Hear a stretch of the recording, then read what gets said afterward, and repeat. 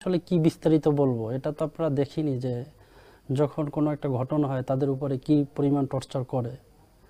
আর আমাকে জঙ্গি, জামাত ইসলাম, শিবির অনেক কিছু বানাইছে আমাকে। তো লাস্ট পর্যন্ত কোনো কিছুই পড়ে না। এবং যে ভিডিওটা যে ভিডিওটা ভাইরাল হয়েছে ওইটা আমাকে 5 বার ওই ভিডিওটা করাইছে। ওই পদ্মা সেতুর যেখানে ওই ঘটনা হয়েছে ওই অন দ্য স্পটে ওই ভিডিওটা আমাকে 5 বার করাইছে যে আপনি এভাবে বলেন। আমি বলছি যে না, এটা আসলে আদৌ সম্ভব না, আমি যেটা দেখছি এবং করছি এটাই। আপনাকে কি পরবর্তীতে আপনাকে যে গ্রেপ্তার করা হলো, এই গ্রেপ্তার পরবর্তী যে আপনাকে রিমান্ডে নেওয়া হয়েছিল, সেই রিমান্ডে আসলে কি ঘটেছিল আপনার সাথে? রিমান্ডের ঘটনা বলতে গেলে মানে নিদারুণ কষ্টের জীবন ছিল। মানে প্রত্যেকটা মুহূর্তে ছিল মনে হয় যে আমার জাহান্নামের কোনো রাস্তায় আমি দাঁড়িয়ে আছি, যে এখনই 10 সেকেন্ড বা 15 সেকেন্ড পরে আমি মারা যাব। মানে এমন একটা অবস্থা ছিল। ওখানে প্রত্যেকটা লোকের মানে আচরণ ব্যবহার ছিল মানে খুবই নিদারুণ। আমার উপরে সারাদিন টর্চার, বিভিন্নভাবে ইলেকট্রিক শক দিয়ে আমাকে শট দেওয়া এবং আরও নানা ভয়ভীতি দেখানো। আমার হসপিটাল পর্যন্ত যাওয়া লাগছে এখানে, মানে শান্তি ছিল না।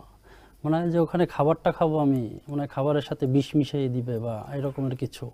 প্রথম দিন যে আপনাকে সিআইডি অফিসে নিল, হুম। ওই অভিজ্ঞতাটা কেমন ছিল আপনার? প্রথম দিন সিআইডি অফিসে নিয়ে মনে করেন একটা খুব খারাপ অবস্থা। কি কি দেখেছেন সেখানে? ওখানে অনেক পুলিশ সদস্য ছিল।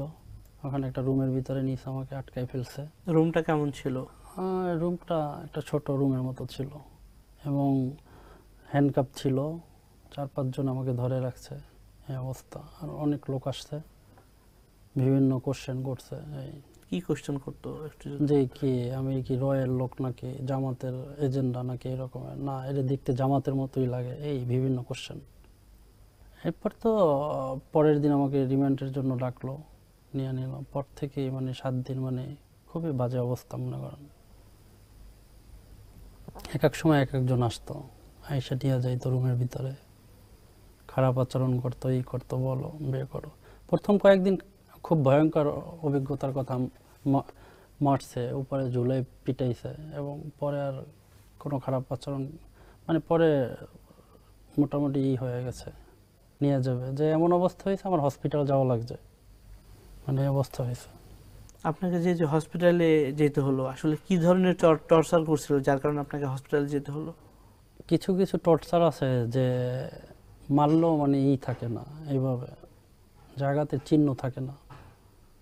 এটা নিয়ে আমি আর কিছু বলতে চাই না, এটা আমার মনের ভিতরেই থাকে। আমি আসলে যে ভুক্তভোগী তার কষ্টটা সে নিজে ছাড়া অন্যকে বোঝানো যায় না।